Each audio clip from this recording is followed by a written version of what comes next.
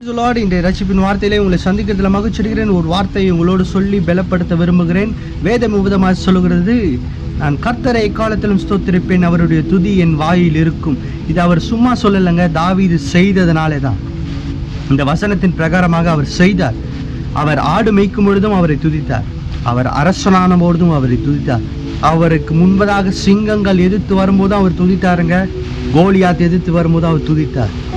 ஒருவேளை நம்ம அந்த மாதிரி சுச்சுவேஷனில் நம்ம ஃபேஸ் பண்ணலாம். இந்த வசனத்தை வைத்து நீங்கள் ஜெபம் பண்ணும்பொழுது கர்த்தர் உங்களை உயர்த்துகிற விதம் வேறு மாதிரி இருக்குங்க.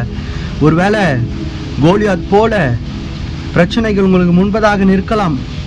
பெரிய ஜெயண்ட் மாதிரி உங்கள் முன்னாடி வந்து ப்ராப்ளம் நிற்கலாம். இது எப்படி நடக்க போகுது, எப்படி இதை தாண்ட போகிறேன்னு நினைக்கலாம். நீங்கள் சொல்லுங்கள், அண்ட சராசரங்களை படைத்தவர் என்னோடு இருக்கிறார். அவர் வந்து கோலியாத்தை பார்க்கவே இல்லைங்க.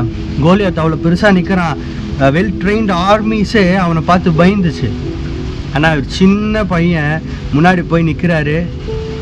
அவ்வளோ பெரிய கோலியாத்தை கத்தி வச்சு சண்டை போட்டிருந்தா, போர் வச்சு சண்டை போட்டிருந்தாருன்னா பரவாயில்ல.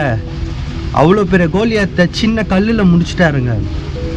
பெரிய பெரிய உங்களுக்கு முன்பதாக நிற்கிற பெரிய பெரிய பெரிய பெரிய ப்ராப்ளம்ஸ் எல்லாம் கர்த்தர் வந்து கோலியாத்தை எப்படி கல் வச்சு முடித்தாரோ அவருடைய சொல்லுனால இப்போ முடிக்க போகிறார். உங்கள் வாழ்க்கையில் அவருடைய வார்த்தை கிரியை செய்ய போகிறது. அப்பேற்பட்ட ஆசீர்வாதத்தை நீங்கள் பெற்றுக்கொள்ளுங்க.